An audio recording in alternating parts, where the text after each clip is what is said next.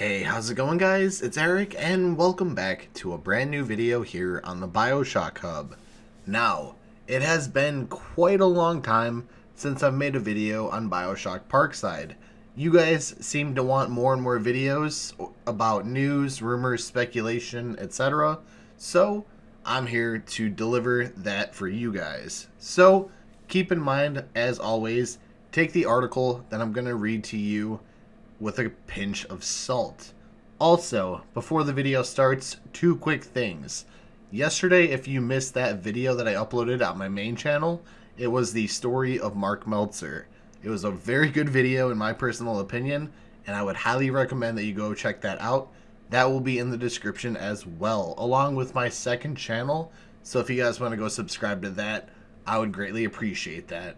Anyways, let's get into the video. So, as the title states, would Bioshock Parkside be able to survive without Ken Levine? Very quickly, I'm just going to give you my thoughts and opinions. I would say absolutely 100% yes. Bioshock 2 did amazing without Ken Levine. So I think a new Bioshock would do just fine. Anyways, I digress. Let's hop into the article. And it starts off with this. Ken Levine helmed much of the creative direction of two of the original Bioshock games, Bioshock and Bioshock Infinite. Whilst Bioshock 2 served as an excellent sequel to the original Bioshock, the one thing that it did lack was an epic plot twist. Bioshock and Bioshock Infinite included memorable characters, original environments, and magnificent philosophical conceptual exploration, leaving behind such an impactful legacy considering that Bioshock was years ahead of its time when it was released in 2007, and that both Columbia and Rapture contain not only eye-catching environments, but impressionable political commentary not found in many other video games, period. Begs the question as to how 2K games will move forward with this series in particular. Bioshock is adored by many, even more so considering that the series only contains 3 games: Bioshock, Bioshock 2, and Bioshock Infinite. It's not just the fact that the shooting mechanics are far better than they deserve to be, but it's the combination of the FPS gameplay along with the incredible worlds you're exploring within a thriller/horror setting. The levels are linear, but allow and emphasize exploration at every turn, and the enemies are so originally designed that they effectively intimidate you even when you face them for the 15th time. Of course, the story and plot twists coincide now with what we consider a Bioshock game to be. These parts help consist what is a Bioshock game, what makes a Bioshock game, a game with frightening but relatable ideas and philosophies, a game which explores the depths of the ocean and the space in the sky, analogs to how deep the game dives into our own psyche, and the self-deception we're capable of when we want to forget the truly terrible moments of our lives. With rumors of a new Bioshock game in development, it is my time, friends, to question and ask, ponder and imagine what sort of story, environment, and gameplay will this new entry, for a lack of better term, will feature in what could easily be one of the best game franchises ever created. Without Ken Levine writing and directing, there could be much to worry about when it comes to the creative direction of a new Bioshock. That being said, we must first consider what makes a Bioshock game and what doesn't. By identifying not the specifics of the game mechanics, etc., but by identifying the spirit and culture that drove those who created the first and last game in the series and what they wanted to achieve, we can then not detail what should go into the next Bioshock game, but what its driving force should be behind its creation. Allowing the outcome of these intentions and thoughts being left to manifest is the only way, I believe, a new studio, in terms of a studio which hasn't made a Bioshock game before, can help realize a new vision for the series. In simpler terms, allowing as much creative freedom as possible to find the origins of what a Bioshock game means and what should be included to justify the legacy of the franchise if that indeed is on the agenda, and what should be excluded to help it become more than it ever achieved before. The studio, in my opinion, should discover what philosophical ideas and environments they would like to explore and use in the Bioshock universe to help bring those ideas to life. Divulging into the driving force which helped bring the first 3 games to life should, in my mind, help the new studio know what should be in the next Bioshock game, whether it feels right or wrong for them as a creative force. Not worrying too much about honoring the legacy and performing within the shadow of what has come before, but by shining their own new lights, whether that light is shunned by the many or the few. There are many moments of safety within entertainment, more so than ever with so many sequels and franchises, but Bioshock, while it has the necessary ingredients required, needs a spark of originality.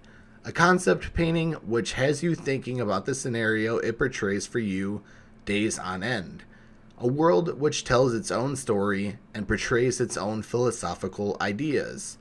I'm not looking for more of the same in terms of the ideas which we already explored in the previous Bioshocks, those of slavery, an extreme liberal society, etc.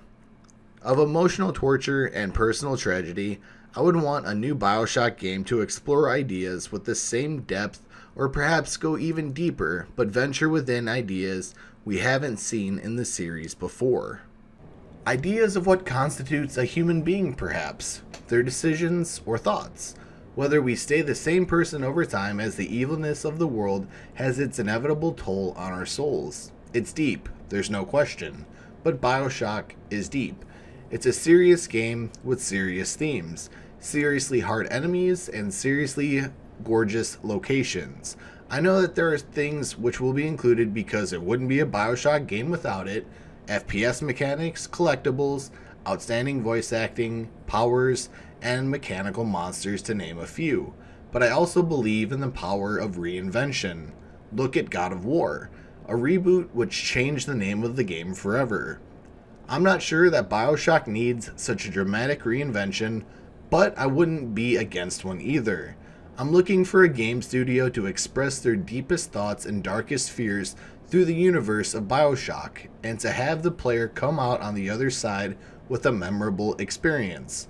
How they choose to fulfill this task is up to them, and obviously it's up to them whether they think this is a task that they should fulfill.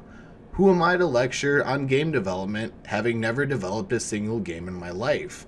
I can, however, lecture on playing video games, and playing through another Bioshock experience which leaves its mark on me for years to come would be a great adventure indeed. So guys, now it's time for my theory. You guys heard it towards the beginning of the video, but I want to reiterate it. Could Bioshock Parkside survive without Ken Levine? And for me, I think it 100% can survive without Ken Levine. And there's one main reason for that, or well, actually two now that I think about it. For one, if you have the same people who worked on Bioshock 2, and especially Minerva's Den, working on this brand new Bioshock, and you're bringing in all these different old developers that worked on Infinite to this brand new studio in Nevada, California, that is rumored to be developing the next Bioshock, I think that's a recipe for success.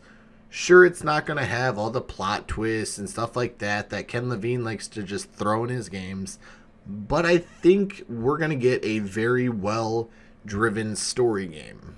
And there might be multiplayer in it as well, but I digress. I think that 100%, like I said, this game will and could succeed without Ken Levine. Of course, I wish him the best. I appreciate what he did for Bioshock 1 and Infinite, but it's time to move on from the Ken Levine era. Now he's working on his own game that he's been working on, I think, for the past 4 or 5 years. So let's let him focus on that.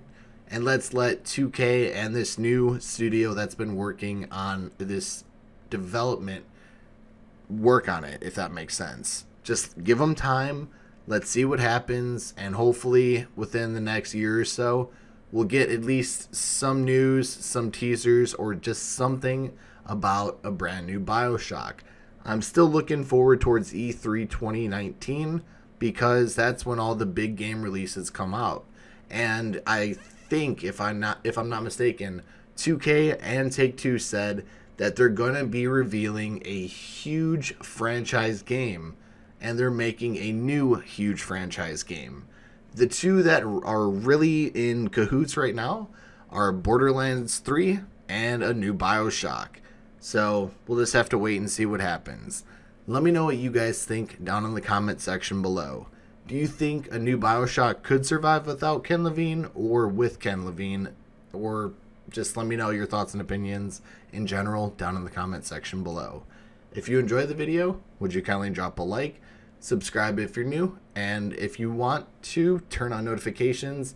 That way you will never miss another video or a live stream. Also, if you want to follow me on my social medias, all of that will be down in the description below. Anyways, thank you guys for watching, and talk to you all in the next video. Take care.